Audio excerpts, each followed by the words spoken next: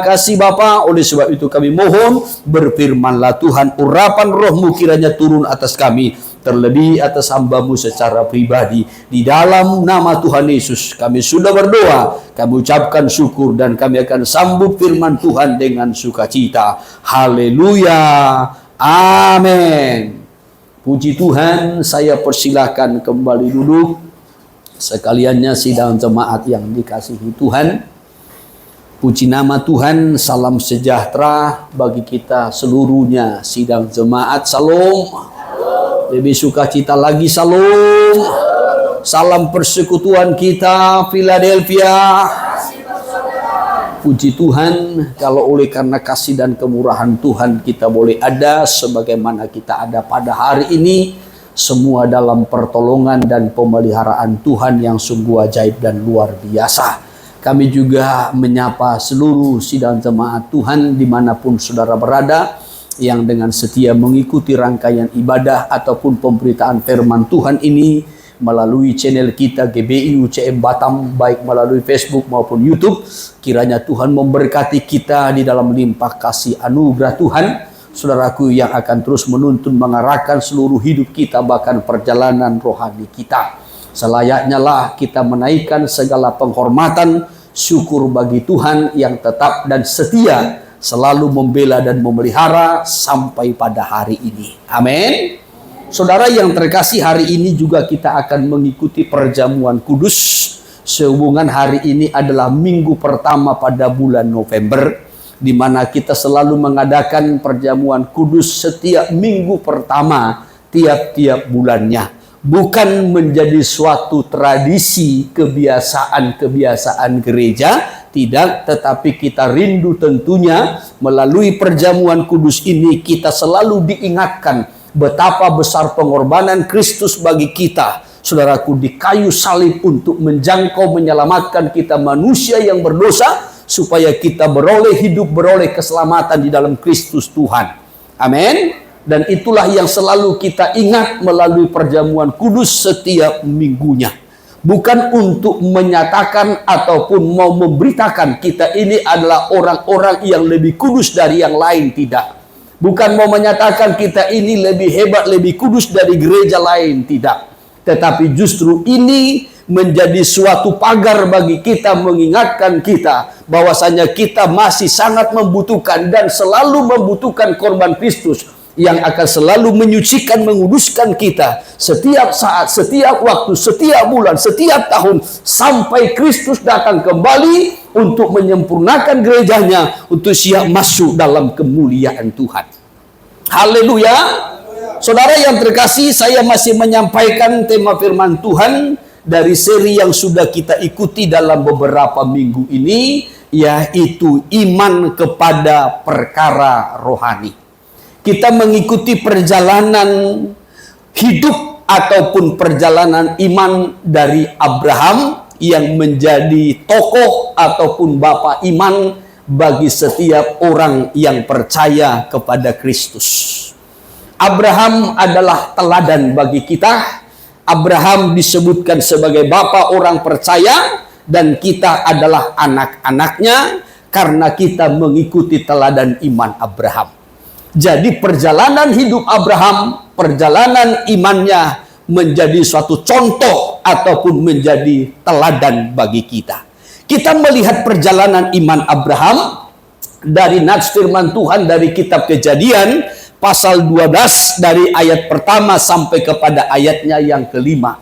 Kita sudah mengikuti seri firman Tuhan ini dalam beberapa minggu sampai pada hari ini. Saudara yang terkasih, kita melihat Abraham dipanggil oleh Tuhan keluar dari negerinya. Negerinya yang lama ataupun tanah kelahirannya itu adalah Mesopotamia. Sama itu dengan tanah Ur-Kasdim atau daerah Ur-Kasdim. Di mana daerah Ur-Kasdim itu? Saudara yang terkasih, daerah Ur-Kasdim atau orang-orang Ur-Kasdim itu adalah orang-orang Babel ataupun orang Babilonia. Kalau kita melihat di peta, yang dikatakan orang Kasdim itu adalah orang-orang Babilonia, Babel. Ya, ini yang disebutkan dengan wilayah Ur-Kasdim ataupun Mesopotamia. Jadi dari sini Abraham dipanggil oleh Tuhan untuk keluar.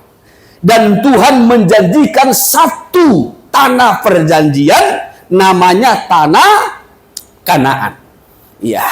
Jadi saudaraku, ketika Abraham bersama dengan ayahnya Tera dan juga saudara-saudaranya, baik itu Nahor dan Haran, masih ada di wilayah Ur-Kasdim atau wilayah Mesopotamia, itu sama dengan wilayahnya Babilonia.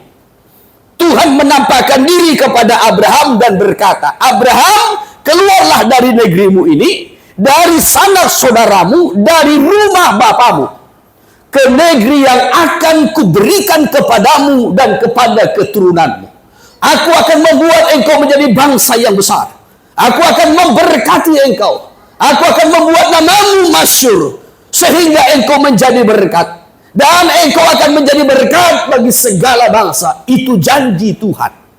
Maka Abraham keluar dari negerinya ini, dari Mesopotamia, bersama dengan ayahnya Terah, bahkan juga saudaranya, serta keponakannya yang bernama Lot. Tetapi dalam perjalanan singgahlah sampai di Haran. Di Haran mereka sempat menetap sekitar 5 tahun. Dan di Haran ia diberkati karena usahanya. Diberkati karena usahanya. Itu Kejadian pasalnya yang ke-12 ayat 4 sampai kepada ayatnya yang ke-5. Sangat diberkati di sana. Tetapi diberkati karena usahanya. Belum diberkati karena berkat yang Tuhan janjikan. Belum. Karena berkat yang Tuhan janjikan itu adalah tanah Kanaan. Ya. Saudara yang terkasih, jadi diberkati karena usaha. Ya, menetap di sini. Setelah ayahnya Terah mati, kembali Tuhan mengingatkan kepada Abraham. Abraham, keluarlah dari negerimu, dari sanak saudaramu dan dari rumah bapamu. Saya sudah terangkan kenapa harus keluar dari sana. Saya tidak perlu kembali lagi ke belakang. Ya, kita akan melanjutkannya. Amin. Ya, karena firman ini saya sampaikan dalam bentuk berseri, supaya kita betul-betul mengerti, memahami baik sejarahnya maupun tujuan serta makna rohaninya. Iya. Jadi dari Haran kembali Tuhan mengingatkan. Abraham keluar. Walaupun di Haran Abraham sudah diberkati, tetapi tujuan Tuhan kepada orang-orang percaya bukan hanya sekedar untuk diberkati. Tujuan iman kita adalah bukan hanya sekedar kita diberkati. Amin. Tujuan iman saudara bukan hanya sekedar untuk diberkati oleh Tuhan. Kalau saudara sudah diberkati oleh Tuhan, hidup dalam kelimpahan ataupun hidup dalam kecukupan, dan hidupmu dipelihara, ditolong, dilindungi oleh Tuhan, bukan itu yang menjadi tujuan Tuhan yang paling utama dalam hidup kita. Jadi di Haran Abraham sudah mengalami itu. Tetapi Tuhan katakan, keluar. Bukan itu tujuan. Dari Haran ia bergerak terus sampai ke tanah Kanaan. Ya. Jadi Kejadian pasalnya yang ke-12 ayat 4 ayat 5 ia berangkat dari Haran. Dia bawa istrinya Sarai, dia bawa juga keponakannya Lot.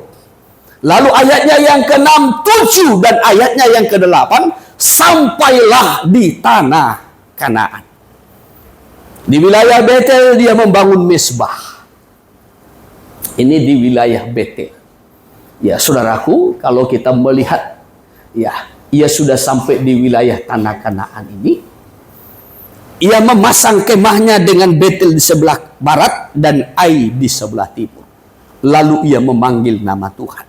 Sudah sampai di tanah Kanaan. Tetapi walaupun sudah sampai di tanah Kanaan, Tuhan belum memberikan tanah Kanaan itu kepada Abraham, termasuk kepada Ishak dan Yakub, belum.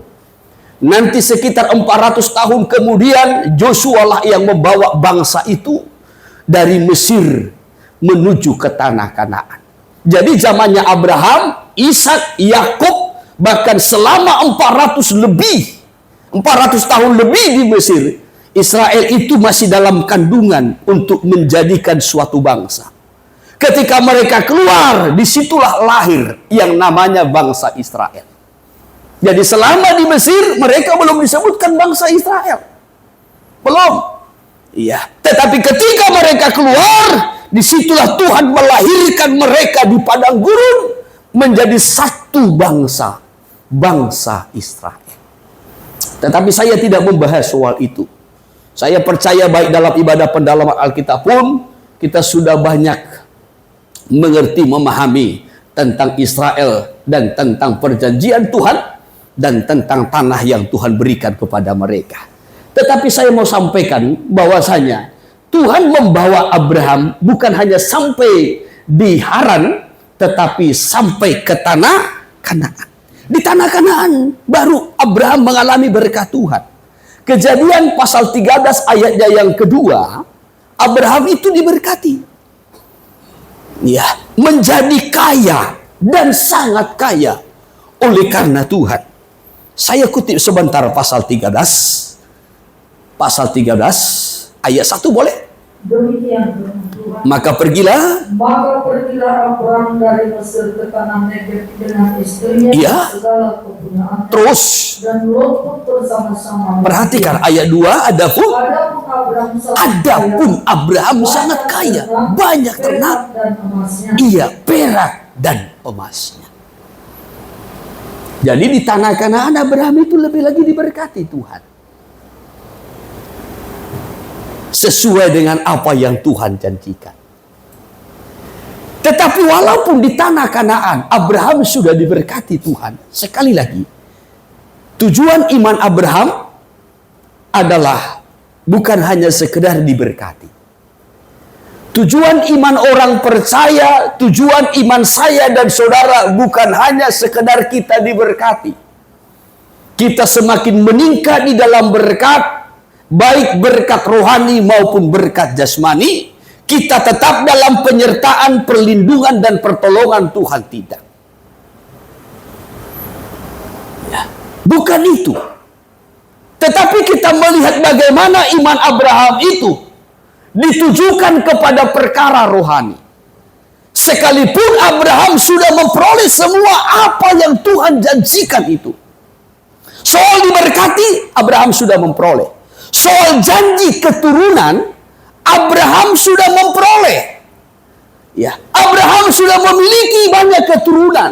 Dari Hagar ada Ismail, dari Sarah ada Ishak, dari keturah itu juga banyak. Ada Yoksan, ada Medan, dan seterusnya. Ya, tetapi bukan itu yang menjadi tujuannya. Dalam kitab Ibrani pasal yang ke-11. Ibrani pasal 11 ayat 8, 9, 10 sampai kepada ayatnya yang ke-17. Kita melihat di sana bagaimana perjalanan iman Abraham. Tetapi saya kutip dari ayat 13 saja dulu. Dari ayat 13. Dalam iman mereka semua ini telah mati sebagai orang-orang yang tidak memperoleh apa yang dijanjikan. Iya, terus. Tetapi yang ada dari jauh melihat dan melambai-lambai kepadanya. Iya, terus. Dan yang mengakui Iya. bahwa mereka adalah orang asing dan Iya, mereka mengakui, Abraham juga mengakui, ia adalah seorang pendatang atau orang asing di bumi. Sebab terus. Sebab mereka yang berkata demikian menyatakan Ya. bahwa mereka rindu mencari suatu tanah. Mereka rindu mencari suatu tanah air. Ya, lanjutkan. Dan kalau sekiranya dalam hal itu mereka ingat akan tanah asal. Kalau mereka ingat tanah asal yang mereka sudah tinggalkan, itulah tanah Ur Kasdim, Mesopotamia, Haran, ataupun tanah kelahirannya, terus maka mereka cukup mempunyai kesempatan untuk pulang ke sana. mereka boleh saja pulang ke sana setelah diberkati. Ya, mereka boleh saja pulang ke kampung halamannya, kampung kelahirannya. Tetapi tujuannya tidak demikian. Terus. Tetapi sekarang mereka merindukan tanah air yang lebih baik. Ya. Yaitu satu tanah air. Tetapi sekarang mereka merindukan satu tanah air. Namanya tanah air sorgawi. Janji Tuhan sudah digenapi soal diberkati. Namanya termasyur. Bahkan Tuhan sudah memberikan keturunan sesuai dengan janji Tuhan. Tetapi yang menjadi tujuan iman Abraham bukan apa yang Tuhan janjikan ini, tetapi tujuan imannya kepada perkara rohani, yaitu merindukan satu tanah air sorgawi, yaitu terus. Sebab itu Allah tidak malu disebut Allah mereka, Ya, karena Ia telah mempersiapkan sebuah kota bagi mereka. karena Tuhan sudah mempersiapkan sebuah kota bagi mereka. Satu tanah air, satu kota bagi mereka. Namanya kota Allah yang hidup. Haleluya. Haleluya. Bisa ditangkap? Jadi tujuan iman Abraham bukan hanya sekedar diberkati, hidup dalam pertolongan, perlindungan, dan pemeliharaan Tuhan. Tujuan iman Abraham bukan hanya sekedar satu keluarga yang harmonis, yang indah, yang manis, yang diberkati oleh Tuhan. Tidak. Tetapi tujuan iman Abraham adalah satu kota yang dipersiapkan oleh Allah. Namanya kota Allah yang hidup, tanah air sorgawi. Amin.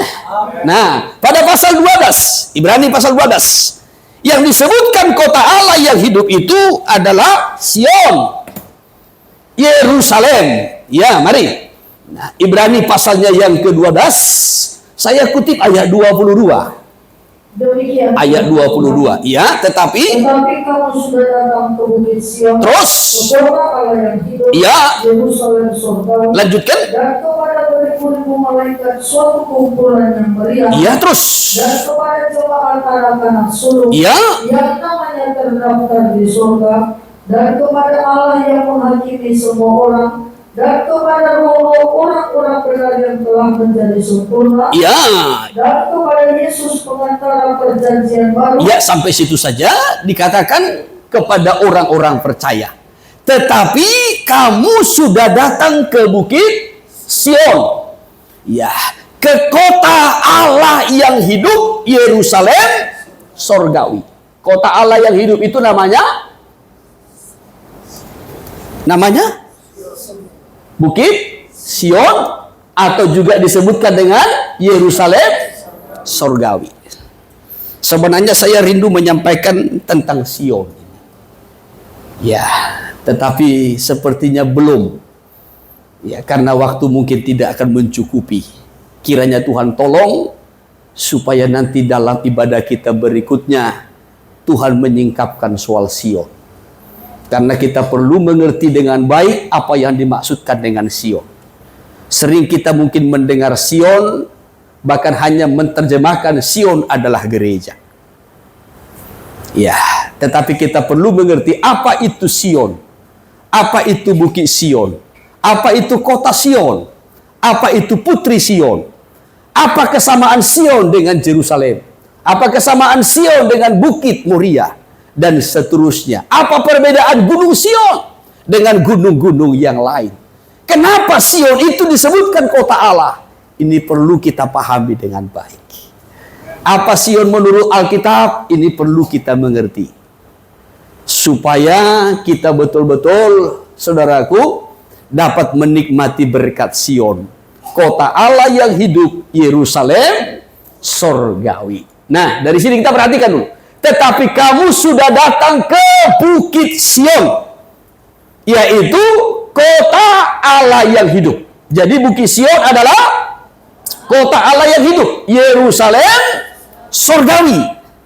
Ya, Sion kota Allah, Yerusalem sorgawi sama. Ya, dan dilanjutkan di sini. Ya. Dan kepada beribu-ribu malaikat suatu kumpulan yang meriah. Sion itu, Yerusalem itu, kota Allah yang hidup itu adalah suatu kumpulan yang meriah, yaitu kumpulan beribu-ribu malaikat. Bisa ditangkap kan? Ya, bisa dipahami? Ya, Sion sama dengan Yerusalem, itulah kota Allah, itu adalah suatu kumpulan yang meriah. Jadi kota Allah itu meriah. Sion itu tidak sepi. Ya, tetapi meriah. Karena di situ ada suatu kumpulan beribu-ribu malaikat. Lalu dilanjutkan ayat 23-nya. Dan kepada jemaat anak-anak sulung, kamu sudah datang ke Sion, ke Gunung Sion, yaitu kepada jemaat anak-anak sulung. Berarti Sion itu juga disebutkan kumpulan jemaat anak-anak sulung. Ya. Kumpulan yang meriah, kumpulan para malaikat itu juga disebutkan sebagai jemaat anak-anak sulung. Siapa mereka? Yaitu orang-orang yang namanya telah terdaftar di sorga. Dan kepada Allah yang menghakimi semua orang, dan kepada roh-roh orang-orang benar yang telah menjadi sempurna. Saudaraku, dari ayat ini kita melihat dan kita belajar. Puncak perjalanan rohani kita ialah masuk ke dalam suatu kumpulan yang meriah, yang disebutkan sebagai kumpulan jemaat anak-anak sulung, yang namanya telah terdaftar di sorga. Amin. Yaitu suatu himpunan orang-orang yang rohnya, garis bawahi, yang rohnya telah menjadi sempurna. Ya, ini kita pahami dulu ayat ini. Kalau kita tidak memahami ayat ini, nanti kita tidak mengerti tujuan Tuhan. Sion adalah kota Allah, juga disebutkan Yerusalem. Sion itu adalah satu kumpulan yang meriah, karena di dalamnya ada ribuan malaikat. Dan di situ juga ada anak-anak sulung. Disebutkan anak-anak sulung, jemaat anak-anak sulung yang namanya sudah terdaftar. Dan rohnya sudah sempurna. Gampang ya? Ya. Sion adalah jemaat anak-anak sulung. Ya, hari ini saya belum berbicara membahas soal Sion, tapi saya kutip dulu soal anak sulung ini. Ya, coba diturunkan kembali. Ya, dan kepada jemaat anak-anak sulung yang namanya terdaftar di sorga. Sion adalah kumpulan jemaat anak-anak sulung yang namanya sudah terdaftar di sorga. Itu yang menjadi tujuan sasaran iman kita. Ya, jadi bukan hanya sekedar hidup diberkati dan keluarga kita dibela, dipelihara Tuhan, dan janji-janji Tuhan dalam hidup di dunia ini sudah digenapi. Bukan itu yang menjadi tujuan utama. Tapi tujuan utama kita berjalan sampai ke Sion dan masuk ke dalam satu kelompok, kumpulan yang besar, yang meriah, yaitu kelompok jemaat anak-anak sulung. Sekarang timbul satu pertanyaan. Siapa anak sulung ini? Ya. Kenapa dikatakan jemaat anak-anak sulung? Yang menjadi pertanyaannya, siapakah anak sulung ini? Saya mengajak kita kembali memperhatikan perjanjian lama dulu. Perjanjian lama. Pada mulanya, Allah menyebutkan anak sulung itu kepada Israel. Kepada bangsa Israel. Tuhan berkata begini kepada Israel. Ketika Israel masih di Mesir diperbudak. Lalu Tuhan mengutus Musa untuk membebaskan mereka. Dan Musa menjumpai Firaun. Dan berkata, biarkanlah Israel anak sulungku itu pergi keluar untuk beribadah. Ya, untuk beribadah. Israel adalah anak sulungku, kata Tuhan. Anak sulung dari mana? Dari segala bangsa. Jadi semua bangsa yang ada di dunia ini adalah anak-anak Tuhan.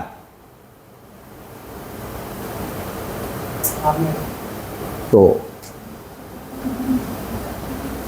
Saudara merasa hanya saudara anak Tuhan. Sombong rohani.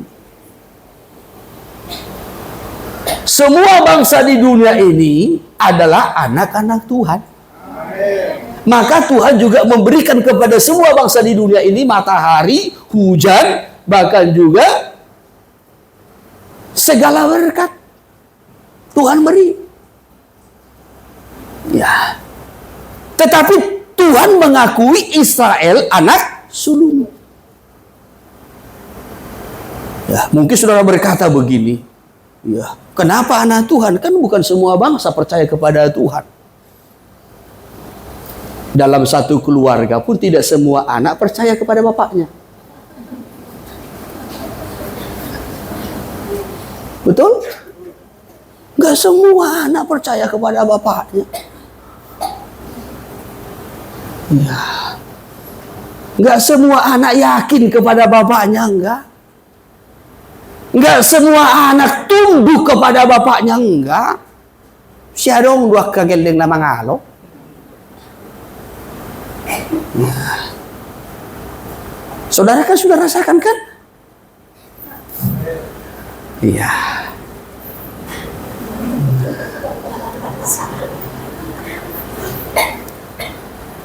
Tetapi Tuhan berkata begini, Israel anak sulungku. Ternyata walaupun Israel anak sulung Tuhan, Tuhan sudah mengakui, Israel juga melawan loh. Ya, keras lagi hatinya. Nah, saudara, kalau kita belajar Alkitab kan betapa kerasnya hati orang Israel terhadap Tuhan. Betapa hatinya memberontak melawan Tuhan. Tapi kita lihat sebentar kitab Keluaran dulu. Pasal 4 ayat 22. Demikian firman Tuhan. Iya. Maka ibu harus berkata kepada Firaun, Iya. beginilah firman Tuhan. Iya. Israel ialah anakku, Iya. anakku yang sulung. Anakku yang sulung, kata Tuhan. Israel anakku, anakku yang sulung. Ya, yang lain juga, bangsa yang lain juga anakku, kata Tuhan. Ya, tetapi yang sulung dari semua anakku adalah Israel. Ya, dan sebagai anak sulung, nah apa yang Tuhan tuntut? Ayat 23, sebab itu aku berfirman kepadamu, ya, biarkanlah anakku itu pergi, ya, supaya ia beribadah kepadaku. Apa yang Tuhan tuntut dari anak sulung? Apa yang Tuhan tuntut dari jemaat sulung adalah saudara jemaat sulung? Ibadah. Ya. Jadi dari yang sulung itu Tuhan tuntut ibadah. Ya. Kalau tadi dalam kitab Ibrani pasal 12, kamu sudah datang ke Bukit Sion. Orang-orang percaya yang datang ke Bukit Sion, ke kota Allah yang hidup, Yerusalem surgawi, disebutkan jemaat anak-anak sulung. Tandanya apa? Ibadah.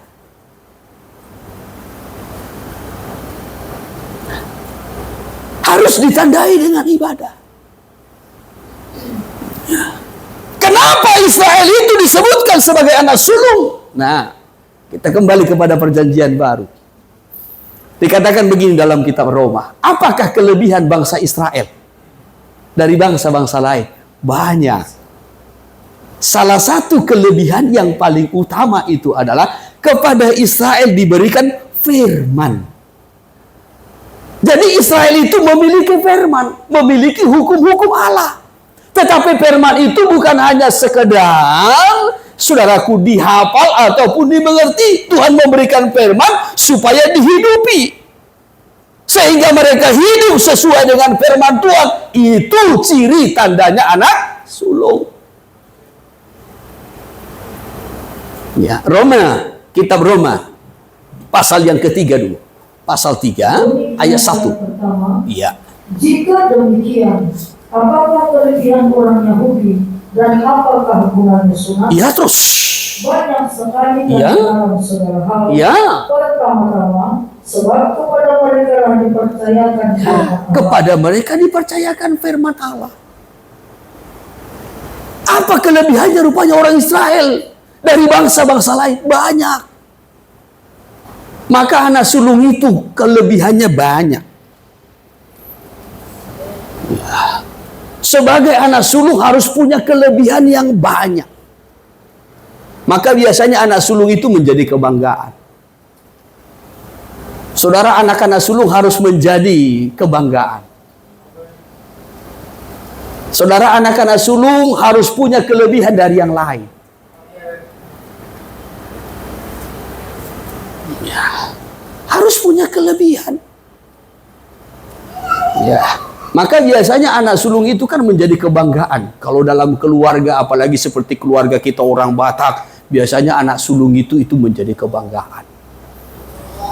Ya, kadangkala si bapak, si ibu pun dipanggil itu sesuai dengan nama anak sulungnya.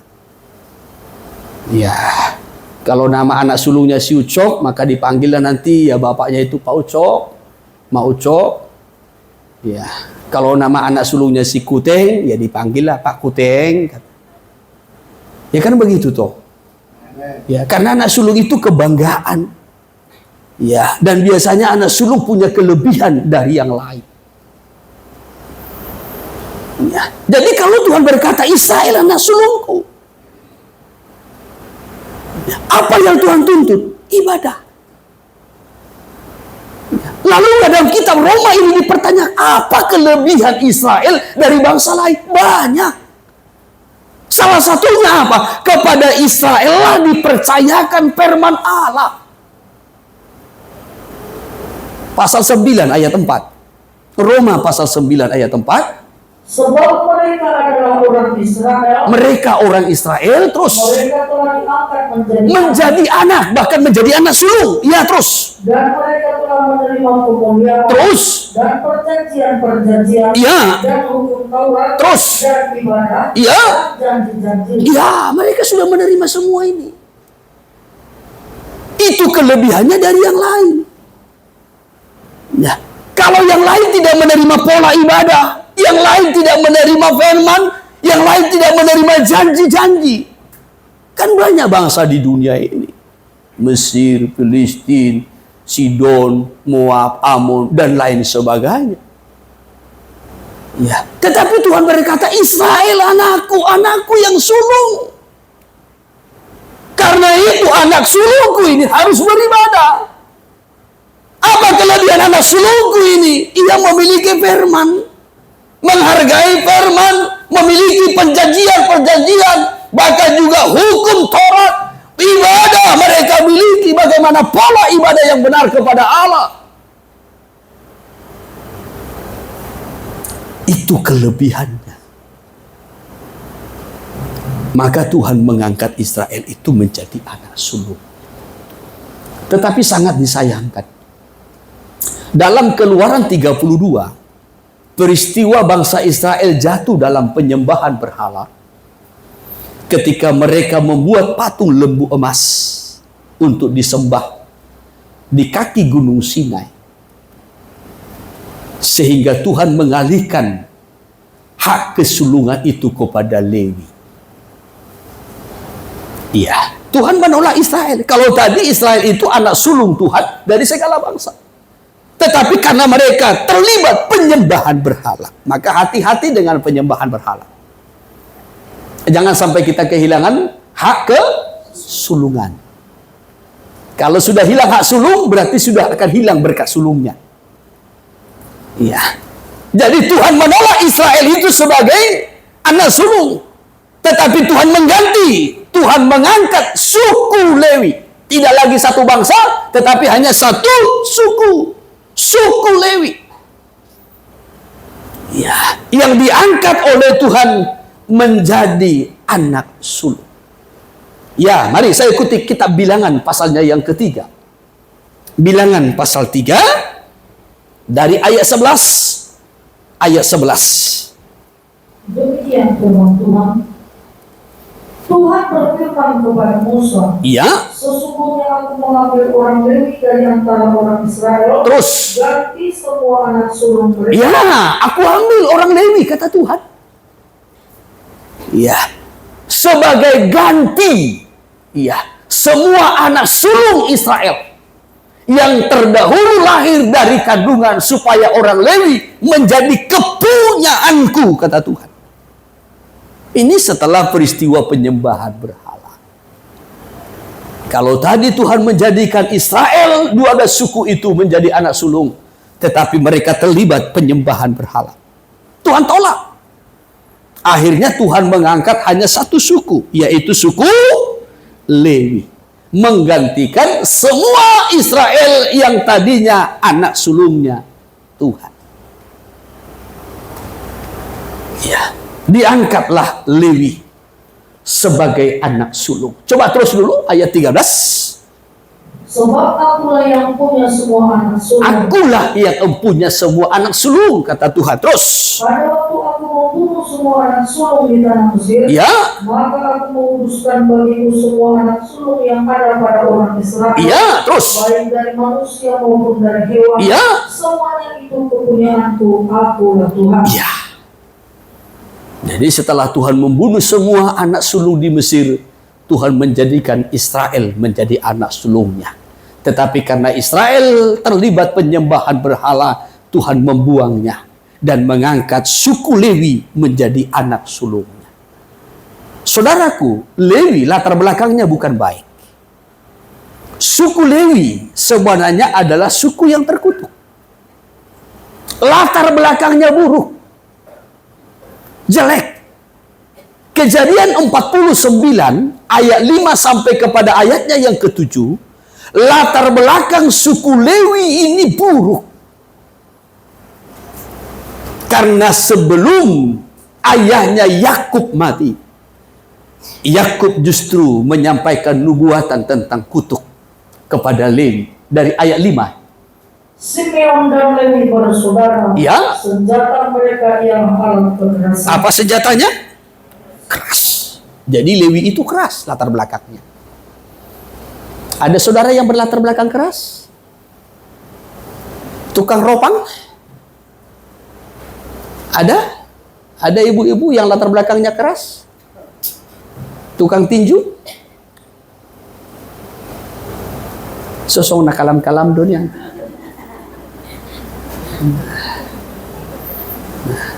Hanya nggak tahu apakah kalamnya ini menginsapi, menyadari atau gimana. Nah, atau dalam hatinya, au mai. Ya. Ya. Jadi Lewi itu senjatanya itu alat kekerasan loh. Itu latar belakangnya. Sehingga terus ayat 6. Janganlah kiranya jiwaku turut dalam permufakatan mereka. Terus. Janganlah kiranya rohku bersatu dengan perkumpulan mereka. Iya, lanjutkan. Sebab dalam kemarahannya mereka telah membunuh orang. Iya. Dan dalam keangkaraannya mereka telah memotong urat ketika. Bayangkan. Begitu sadis kejamnya. Kekerasannya sampai membunuh. Terus ayat 7. Terkutuklah kemarahan mereka. Apa? Sebab amarahnya keras. Apa? Terkutuk kemarahannya sebab amarahnya keras. Terkutuklah keberangan mereka sebab berangnya bengis. Jadi latar belakang suku Lewi itu adalah keras sehingga terkutuk. Tetapi Tuhan justru mengangkat Lewi menjadi anak sulung, menggantikan semua Israel. Kenapa demikian? Kalau kita kembali kepada Keluaran 32, karena suku Lewi berpihak kepada Tuhan, memiliki hati keberpihakan kepada Tuhan dan kepada penggembalaan. Ya, itu kelebihannya. Ya, jadi ketika bangsa Israel menyembah patung lembu emas, lalu Musa turun dari atas gunung, membawa 2 loh batu di tangannya yang berisi 10 perintah. Lalu Musa menghancurkan itu, menggilingnya, memasukkannya ke dalam air, dan disuruh minum oleh bangsa Israel. Dan atas perintah Tuhan berkata kepada Musa, siapa yang berpihak kepada Tuhan, datanglah mendekat, kata Musa.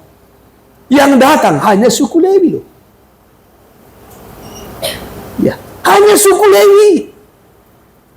Ya, suku Ruben, suku Simeon, suku Yehuda, suku Gad, Isakar, Zebulon, dan lain sebagainya. Jauh. Yang datang berpihak kepada Tuhan dan kepada penggembalaan hanya suku Lewi. Ya, itu dalam Keluaran 32. Maka dalam kitab Bilangan Tuhan berkata, aku mengangkat Lewi menjadi anak sulungku, menggantikan anak sulung Israel. Karena Lewi memiliki hati yang berpihak kepada Tuhan dan kepada penggembalaan. Kitab Keluaran 32 dari ayat 25 ya. Demikian, Iya. ketika Musa melihat bahwa bangsa itu seperti kuda terlepas dari kandang, Iya. sebab Harun telah melepaskannya, Iya. sampai menjadi buah cemooh bagi lawan mereka. Iya terus. Maka berdirilah Musa di pintu gerbang perkemahan itu serta berkata, Iya. siapa yang memihak kepada Tuhan, datanglah kepadanya. Iya terus. Lalu berkumpullah kepadanya seluruh Bani Lewi. Siapa yang berkumpul? Bani Lewi. Ya. Siapa yang berpihak kepada Tuhan, datanglah kepadaku, kata Musa. Lalu datang semua suku Lewi. Suku Lewi berpihak kepada Tuhan dan kepada Musa yang mewakili penggembalaan. Ya. Jadi dari sinilah Tuhan melihat. Ya. Maka nanti dalam kitab Bilangan yang sudah kita baca tadi, Tuhan mengangkat Lewi itu menjadi anak sulung.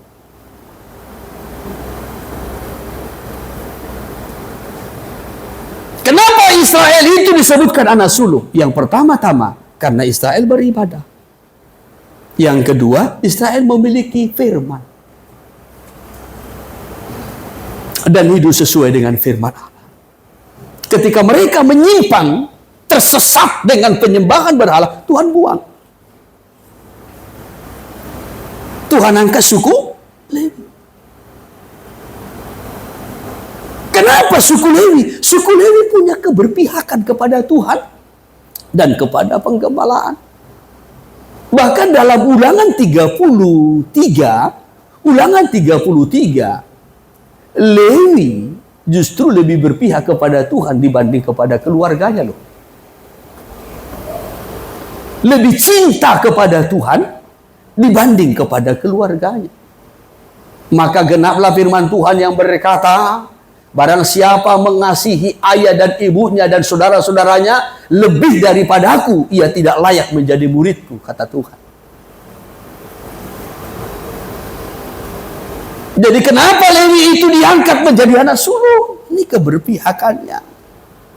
Boleh sebentar kita baca Ulangan 33 dari ayatnya yang ke-8. Demikian firman Tuhan. Ya. Tentang Lewi ia berkata, Iya terus. dalam Tumim dan Urimmu menjadi kepunyaan orang yang kau kasihi, Terus. yang telah kau coba di masa, dengan siapa engkau berbantah dengan mata air. Iya, lanjutkan. 9. Dia berkata tentang ayahnya dan tentang ibunya. Iya. Aku tidak mengindahkan mereka. Terus. Dia yang tidak mau kenal saudara-saudara. Tidak mau kenal saudara-saudaranya. Acuh tak acuh terhadap anak-anaknya. Terus. Sebab orang-orang Lewi berpegang pada firman-Mu Iya. dan menjaga perjanjian. Iya, tetapi ini jangan salah dimengerti. Jangan salah dipahami, jangan salah menafsir. Iya. Perhatikan. Sebab orang-orang Lewi itu berpegang pada firman-Mu dan menjaga perjanjian-Mu. Jadi jangan karena sudah di dalam Tuhan. Ya. Jangan kita karena sudah di dalam Tuhan, kita sudah bertekun dalam Tuhan, kita sudah melayani Tuhan, sehingga ini diterjemahkan demikian. Tidak mengindahkan mereka. Ia tidak mau kenal, tidak mengindahkan ayah dan ibunya, tidak mau kenal saudara-saudaranya, acuh tak acuh terhadap anak-anaknya. Jangan salah tafsir. Jangan karena saudara melayani, anak saudara tidak saudara pedulikan. Ibu atau ini bebedahan dan no. Malean dong, mangat doi. Saudara nggak persiapkan makannya. Ya, jangan karena saudara sudah melayani, saudara tidak peduli dengan ayah dan ibumu, orang tuamu. Jangan karena saudara sudah melayani, saudara juga tidak mau kenal dengan saudara-saudaramu. Ya, padahal adik kandungmu, sudah hotahe.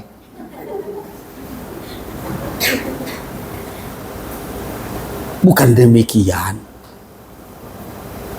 Ya.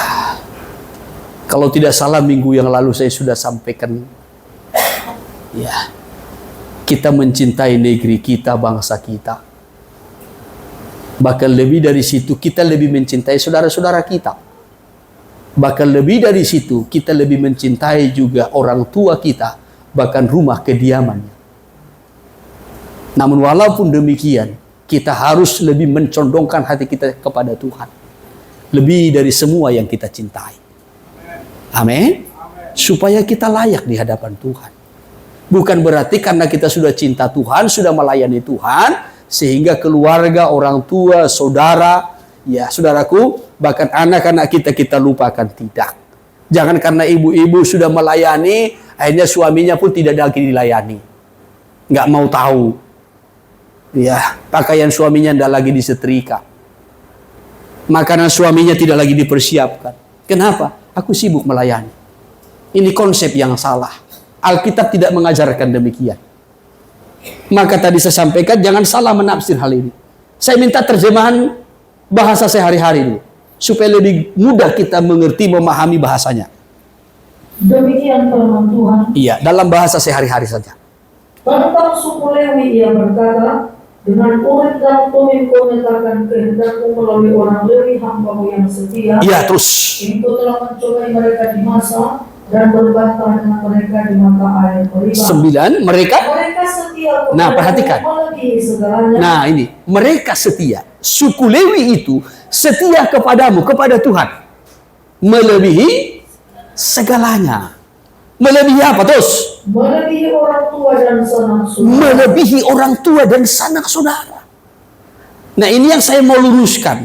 Bukan berarti karena kita sudah ikut Tuhan, sudah melayani Tuhan, kita mengabaikan keluarga kita. Tidak.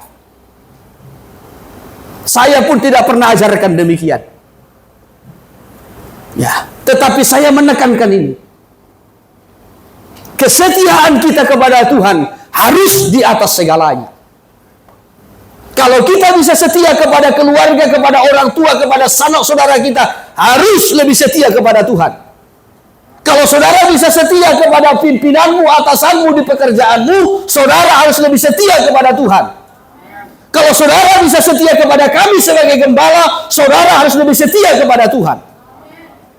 Amin. Ya, itu konsepnya, konsep Alkitab. Ya, supaya kita menempatkan Tuhan di atas segala-galanya. Lewi itu keberpihakannya, berpihak kepada Tuhan, berpihak kepada penggembalaan. Bahkan kitab Ulangan ini mencatat mereka setia kepada Tuhan melebihi segalanya, melebihi orang tua dan sanak saudara. Perintah-perintah Tuhan mereka taati, perjanjian Tuhan mereka tepati. Oleh sebab itulah maka Lewi ini Tuhan tempatkan sebagai anak sulung. Kita lanjutkan dulu ayat ke-10. Mereka mengajar umatmu mentaati semua perintahmu, Iya. dan mempersembahkan kurban di atas mezbahmu. Iya, terus ayat 11. Tolonglah suku ini supaya kuat. Supaya kuat. Terus semoga Engkau berkenan kepada pekerjaan. iya, semoga Tuhan berkenan kepada pekerjaan atau pelayanan Lewi. Terus Binasakanlah semua musuh mereka. Terus. Sehingga tak dapat Iya. bangkit lagi. jadi kalau tadi latar belakang suku Lewi itu adalah begitu keras dan terkutuk, tetapi Lewi mengalami keubahan. Sehingga Lewi berpihak kepada Tuhan melebihi segalanya. Karena itulah Tuhan mengangkat, menjadikan, memposisikan Lewi itu sebagai anak sulung. Maka Lewi diperkenankan masuk ke tabernakel. Tugas Lewi yang pertama itu adalah melayani imam besar Harun pada masa itu. Ya, melayani imam besar Harun. Kita bilangan pasal yang ketiga. Dan mereka juga harus mengurus semua perlengkapan-perlengkapan ibadah di tabernakel. Mereka juga harus melayani sidang jemaat. Bukan hanya melayani dirinya, tapi melayani sidang jemaat. Bilangan pasal 3 dari ayat 6 kita awali. Demikian firman Tuhan. Iya. Suruhlah suku Lewi mendekat dan menghadap Imam Harun. Terus.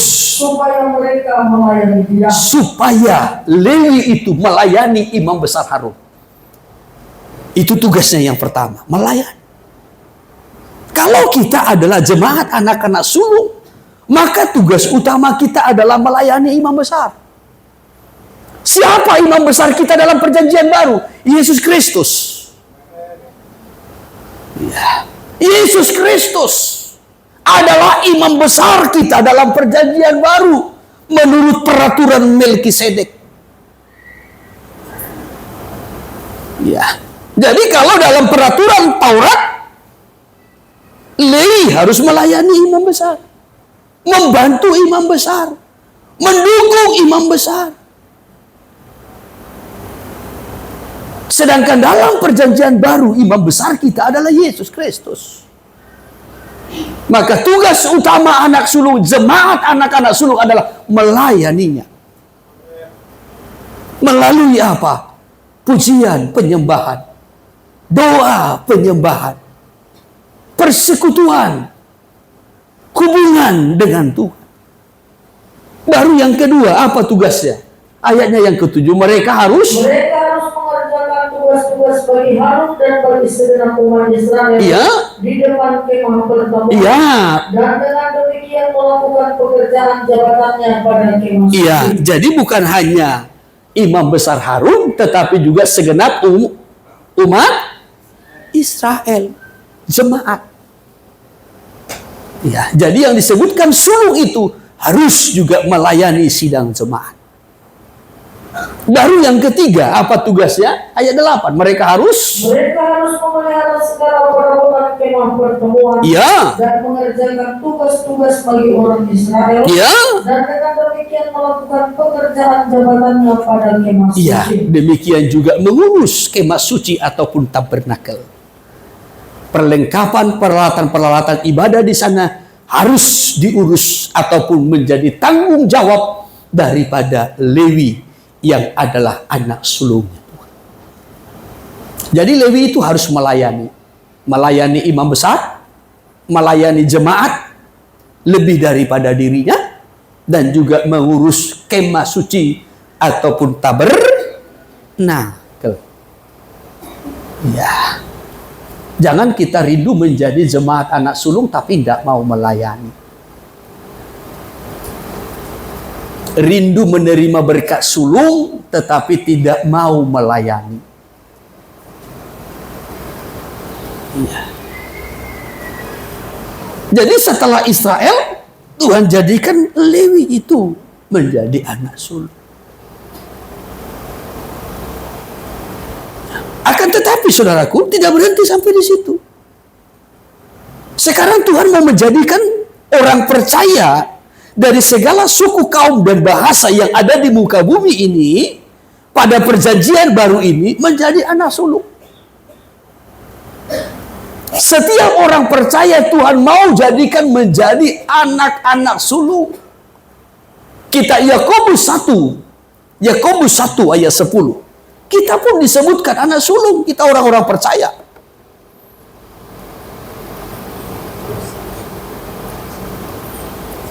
Yakobus 1, coba ayat 18. Demikian. Iya. Atas kehendaknya sendiri ia telah menjadikan kita oleh firman kebenaran. Iya. Supaya kita pada tingkat yang tertentu menjadi anak sulung di antara semua ciptaannya. Nah, saudaraku, kalau ini kita padukan tadi dengan Ibrani pasal 12 ayat 22. Kamu sudah datang ke Bukit Sion, kota Allah yang hidup, Yerusalem surgawi. Suatu kumpulan yang meriah, yaitu kumpulan beribu-ribu malaikat, yaitu jemaat anak-anak sulung. Tujuan iman kita, tujuan perjalanan kita adalah ke sana, ke Sion, Yerusalem surgawi, kota Allah yang hidup. Dan kita masuk dalam kumpulan itu, yaitu kumpulan jemaat anak sulung. Amin. Nah, kita Yakobus ini mencatat demikian. Ayat 18. Atas kehendak Tuhan sendiri, Ia atau Tuhan telah menjadikan kita oleh firman kebenaran. Apa yang menjadikan kita? Firman. Sama seperti Israel, mereka memiliki firman, memiliki hukum-hukum Allah, memiliki ibadah. Dan Tuhan sebutkan mereka anak sulung. Demikian halnya dengan kita. Atas kehendak Tuhan, kemurahan Tuhan yang memberikan kepada kita firman kebenaran. Supaya melalui firman ini kita bertumbuh, meningkat, menjadi dewasa secara rohani. Hingga mencapai tingkat tertentu. Maka kita layak disebutkan sebagai anak sulung di antara semua ciptaannya, termasuk di antara malaikat sekalipun, karena malaikat juga adalah ciptaan. Tuhan mau menjadikan orang-orang percaya yang terus bertumbuh oleh karena firman kebenaran, menjadi dewasa secara rohani, dan Tuhan tempatkan sebagai anak-anak sulung. Amin. Iya, menjadi anak-anak sulung. Anak sulung itu mendapat dua bagian. Itu anak sulung, beda dengan anak yang lain. Ya, kalau anak sulung menurut Alkitab itu mendapat dua bagian. Nggak tahu kalau dalam kalangan suku-suku kita, kalau biasanya orang tua membagi warisan, anak sulung itu dapat berapa bagian? Apakah sama dengan anak yang kedua, ketiga, keempat, dan seterusnya? Ya, itu berbeda-beda sesuai dengan suku masing-masing. Ya, tapi ada juga seperti suku-suku, ya saudaraku, ya mungkin juga kalau seperti dulu di kalangan orang Batak juga, biasanya perempuan itu nggak dapat. Kalaupun dapat, itu karena kemurahan saja. Ya, dari rembuk keluarga. Toy mak, ya olah dua doi botot tak taliam mak. Ya, tano nama hiang. Ya, kira-kira begitu. Nah, ini yang paling bungsu, ini yang paling, ini si anak-anak yang paling kecil. Ini sama ini rumah. Ya, kira-kira begitu toh? Ya. Apakah anak sulung mendapat bagian lebih besar? Sekali lagi, tergantung kepada suku masing-masing. Tetapi kalau Alkitab mencatat, anak sulung itu mendapat dua bagian. Ulangan pasal 21 ayat 17. Anak sulung itu mendapat dua bagian. Itu berkat sulung. Tetapi ia harus mengakui anak yang sulung, anak dari istri yang tidak dicintai itu, dengan memberikan kepadanya dua bagian dari segala kepunyaannya. Sebab dialah kegagahannya yang pertama-tama, dialah yang empunya hak. Jadi anak sulung itu mempunyai dua bagian, warisan dua bagian. Ya. Jadi kalau kita disebutkan sebagai jemaat anak-anak sulung, ini mendapat dua bagian dari Tuhan. Dua bagian berkat yang Tuhan persiapkan. Mau berkat dua bagian? Mau? Wah, si Jabar Godang. Ya, kalau berkat itu maunya, ya jangan dua bagian, bila perlu 7 bagian. Kan begitu kan? Ya, kan dalam keluarga pun kadang-kala kan mau begitu. Bagi. Ya, ini nasi sudah dimasak. Ini bagi rata. Ya, apalagi kalau zaman dulu kan anaknya banyak. Ya. Kondisi ekonomi sangat terbatas. Ya. Jadi harus dibagi rata. Anak yang besar, yang kecil harus bagi rata. Ya, saya masih teringat dulu ketika tahun-tahun pertama saya menikah dengan Ibu Gembala ini. Saya lupa apakah tahun 97, sekitar tahun 97. Ya, ini adik kami Fitri masih remaja lah seperti anak tamburin ini. Ya, masa karena berkatnya masih sangat terbatas. Langsung dia bagi 3 itu. Saya, Ibu Gembala, lalu dia. Dia yang bagi begini. Ya, Ibu Gembala pasti masih ingat itu. Peristiwa itu. Ya. Tetapi kalau Alkitab mencatat, kalau bagian anak sulung itu 2 bagian.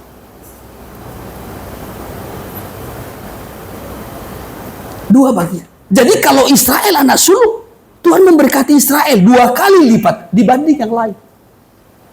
Kalau Tuhan mengangkat Lewi sebagai anak sulung, Tuhan memberkati Lewi 2 kali lipat dari yang lain. Maka kalau kita sebagai anak sulung yang mau mengabdikan diri melayani Tuhan, berpihak kepada Tuhan dan kepada penggembalaan, saya percaya berkat 2 kali lipat menjadi bagian kita. Kalau kita mau beribadah dan berpegang teguh pada firman Allah seperti Israel dibandingkan bangsa-bangsa lain, kita akan mendapat 2 bagian. Hal yang sama bagi kita. Kitab Yakobus 1 ayat 18 tadi, kita ini pun Tuhan jadikan sebagai anak sulung melalui firman-Nya yang membawa kita terus bertumbuh menjadi dewasa sampai tingkat tertentu sehingga kita layak disebutkan sebagai anak sulung. Ya, sebagai anak sulung. Anak sulung itu kebanggaan. Anak sulung itu kekuatan. Yakub berkata kepada Ruben anak sulungnya, engkau Ruben anak sulungku, kegagahanku, permulaan kekuatanku. Anak sulung itu kuat. Anak sulung itu yang terutama. Artinya hidupnya itu yang terutama untuk Tuhan. Amin. Dan zaman akhir ini yang tidak akan bisa tergoncang adalah anak sulung. Ya, anak sulung. Kembali kepada kita Ibrani sebentar, saya kutip. Ibrani pasalnya yang ke-12 tadi. Ibrani pasal 12 ayat 22 sampai 23 kita sudah membaca tadi. Kamu sudah datang ke Bukit Sion, ke kota Allah yang hidup, Yerusalem surgawi, yaitu satu kumpulan yang meriah. Itulah kumpulan jemaat anak-anak sulung. Ya toh? Ya, perhatikan ayat 26. Waktu itu suaranya menggoncangkan bukit, Ya. tetapi sekarang ia memberikan janji. Ya. 1 kali lagi aku akan menggoncangkan bukan hanya bumi saja, Ya. melainkan langit juga. Ya, perhatikan. Tuhan akan menggoncang bumi. Tapi bukan hanya bumi, langit pun akan Tuhan goncang. Kita sudah pelajari ini dalam pendalaman Alkitab. Baik melalui pembukaan meterai maupun juga melalui peniupan sangkakala. Tuhan akan menggoncang bumi dan langit juga. Terus Ungkapan 1 kali lagi ya, menunjuk kepada perubahan pada apa yang dapat digoncang. perubahan pada apa yang dapat digoncang. Terus Karena ia dijadikan supaya tinggal tetap apa yang perhatikan, tergoncangkan. supaya tinggal tetap, supaya kokoh, supaya teguh apa yang tidak tergoncangkan. Apa yang tidak tergoncang itu? Ayat 28. Jadi karena kita menerima kerajaan yang tidak tergoncangkan, Kita sudah menerima kerajaan yang tidak tergoncangkan, yaitu kerajaan Allah, Sion, Yerusalem surgawi, suatu kumpulan yang meriah, yaitu kumpulan jemaat anak-anak sulung. Itulah yang tidak akan tergoncang. Jadi zaman akhir ini semua nanti akan tergoncang. Ekonomi akan tergoncang, politik akan tergoncang, budaya akan tergoncang, iman manusia akan tergoncang, ibadah akan tergoncang. Sekarang ini saja, ini belum kepada puncak masa kesukaran. Sekarang ini saja, lihat bagaimana goncangan-goncangan kepada dunia. Dan banyak orang sudah mulai lemah, mulai tawar hati, mulai dingin. Dulu saya kira setelah COVID-19 selesai, berhenti, saya pikir dulu semua manusia akan sungguh-sungguh mencari Tuhan. Saya pikir begitu. Ya, Tuhan menggoncang dunia dengan COVID-19. Sehingga manusia terhalang beribadah, terbatas melayani. Ya, banyak gereja yang tutup. Banyak usaha-usaha yang tutup. Saya kira setelah COVID-19 selesai, manusia akan sungguh-sungguh mencari Tuhan. Nyatanya tidak. Justru makin banyak yang dingin. Tergoncang. Ya. Dan Tuhan masih akan menggoncang. Bukan hanya bumi saja. Langit pun digoncang.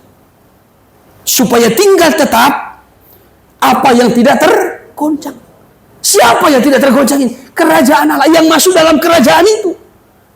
Kerajaan Allah itu nanti kalau kita melihat kelanjutannya berpusat di Sion, Yerusalem. Disitulah kumpulan jemaat anak-anak sulung. Itulah kerajaan yang tidak tergoncangkan. Kumpulan yang tidak tergoncangkan. Selebihnya nanti akan digoncang. Maka kalau kita tidak masuk ke sana, kita rawan dengan goncangan dunia ini. Ekonomi saja digoncang, manusia banyak yang berhamburan. Nah, kalau ini kampung tengah ini aja tergoncang, tidak terpenuhi, banyak orang yang goyah. Salah satu contoh siapa? Esau. Esau pulang dari perburuan, lapar. Apa yang masalahnya? Ekonomi. Kebutuhan ini. Maka ia mengorbankan hak sulung. Dia mengorbankan berkah sulung demi ini. Maka jangan korbankan berkah sulungmu, hak sulungmu, hanya karena demi ini. Itu model Esau. Maka pada akhirnya Esau berusaha untuk merebutnya kembali dengan cucuran air mata, menangis. Tetapi Esau tidak mendapatkan. Jangan sia-siakan hak sulung yang Tuhan beri. Hargai. Haleluya. Ya. Jadi kalau kita dijadikan sebagai anak sulung karena firman, walau latar belakang kita buruk seperti Lewi, tapi Tuhan angkat kita menjadi anak sulung karena firman.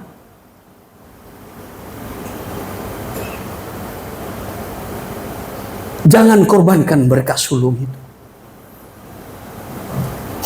hanya karena ekonomi. Tapi berjuang, rebutlah.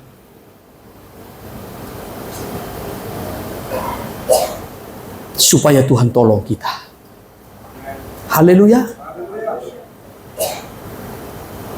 Saudara yang terkasih, kalau kita bicara tentang anak sulung, apa perbedaan anak sulung dengan yang lain, anak lain? Itu jauh perbedaan. Apa perbedaan jemaat sulung dengan jemaat biasa? Jauh perbedaannya. Kalau di dalam Alkitab, Keluaran pasal 30, bangsa Israel yang keluar dari Mesir, semua itu didata. Umur 20 tahun ke atas, itu dihitung. Umur 20 tahun ke atas yang dianggap sudah dewasa itu dihitung. Ketika mereka dihitung, mereka harus mempersembahkan persembahan pendaftaran itu setengah sikal per orang, per jiwa. Ya, saya kutip sebentar kitab Keluaran pasal 30 dari ayat 11. Demikian firman Tuhan. Iya. Tuhan berfirman kepada Musa, Ya. apabila engkau menghitung jumlah orang Israel pada waktu mereka didaftarkan, Ya. maka haruslah mereka masing-masing mempersembahkan kepada Tuhan uang pendamaian karena nyawanya. Ya. Pada waktu orang mendaftarkan mereka, Terus, supaya jangan ada tulah di antara mereka Iya. pada waktu pendaftaran iya, itu. jadi harus didaftarkan demi nyawanya, demi keselamatannya, dan juga supaya tidak ada tulah di antara mereka. Terus, inilah yang harus dipersembahkan tiap-tiap orang yang akan termasuk orang-orang yang terdaftar itu. Yang terdaftar itu ya setengah sikal. Ditimbang menurut sikal kudus. Terus, Sikal ini 20 gera berada. ya, Setelah sikal itulah persembahan khusus kepada Tuhan. iya, persembahan khusus.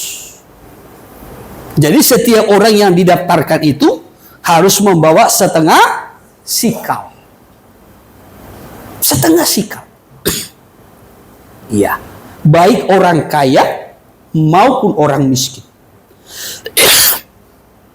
Harus sama. Jadi saudaraku, kita mendaftarkan diri kita menjadi warga kerajaan Allah, kerajaan sorga. Apakah orang kaya, orang miskin sama? Sama-sama harus mendaftar. Dan harus dibawa itu setengah sikal. Ya, setengah sikal. Tetapi berbeda kalau anak sulung. Kalau anak sulung itu 5 sikal. Kitab Bilangan pasal yang ke-18 ayat 15 sampai ayat 16. Bilangan 18 ayat 15 sampai 16. Demikian firman Tuhan. Ya. Semua yang terdahulu lahir dari kandungan segala yang hidup, Ya. yang dipersembahkan mereka kepada Tuhan, Terus. baik dari manusia maupun dari binatang Terus. adalah bagianmu. Ya. Hanya haruslah kamu menebus anak sulung manusia. Harus ditebus anak sulung manusia. Bukan Ya. anak sulung binatang yang najis haruslah kamu Ya. tebus. Mengenai uang tebusan. Terus. Mengenai uang tebusannya, Terus. dari sejak berumur 1 bulan, Ya. haruslah kau tebus menurut Nilainya yakni. 5 sikal perak. Terus. Kita menurut sikal kudus. Ya. Sikal ini 20 gera beratnya. Ya. Kalau anak sulung itu harus 5 sikal. Sementara kalau yang biasa tadi dalam kitab Keluaran, siapapun dia umur 20 tahun ke atas yang terdaftar harus membawa setengah sikal.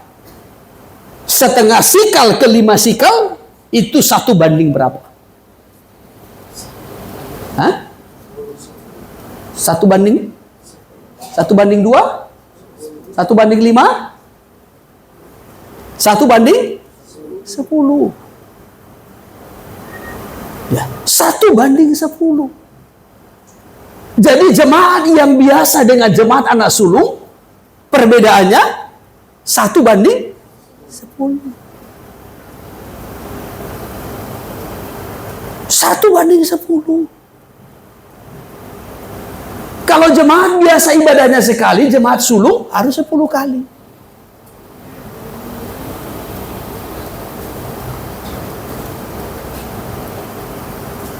Nah kan, mau mulai kan? Hohom. Ya, udah mulai kan? Ya. Yang biasa dengan yang sulung 1 banding 10. Kesungguhannya 1 banding 10. Rajinnya 1 banding. Korbannya 1 banding. Kurang kuat. Jangan mau berkat sulung. Mau berkat anak sulung, mau 2 kali lipat. Tapi ingat, ya, perbedaan anak sulung dengan yang biasa 1 banding 10 loh. Kalau yang biasa setengah sikal, apakah dia orang kaya, orang miskin, sama saja. Nanti saudara kembali baca itu kitab Keluaran 30 tadi. Tapi kalau anak sulung beda. Anak sulung itu 5 sikal.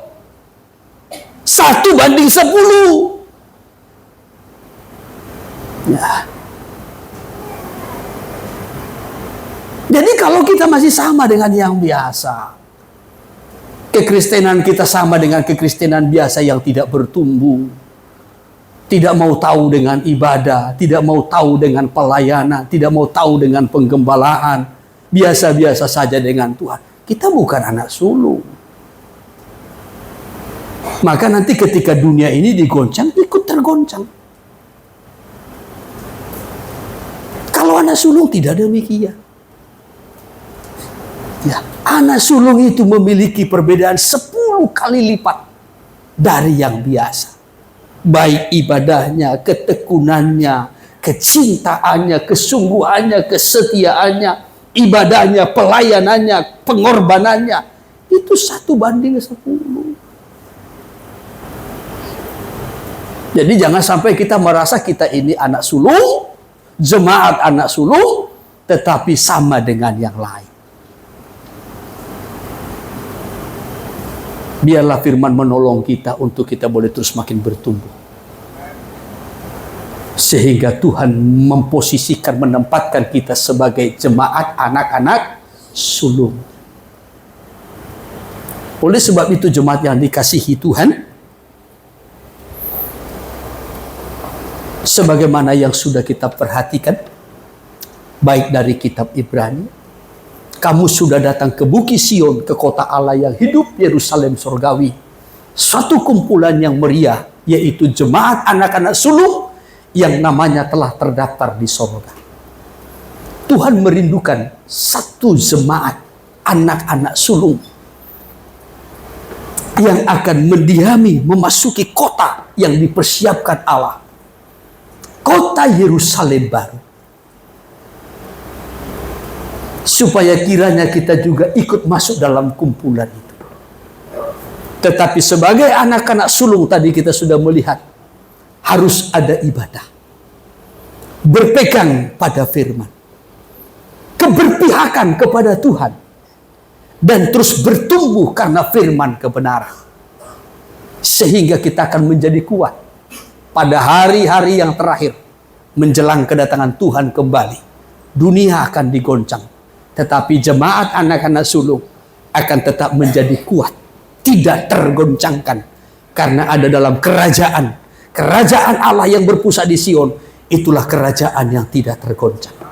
Haleluya. Waktu kita terbatas saudaraku, karena kita masih akan mengikuti perjamuan kudus siang ini.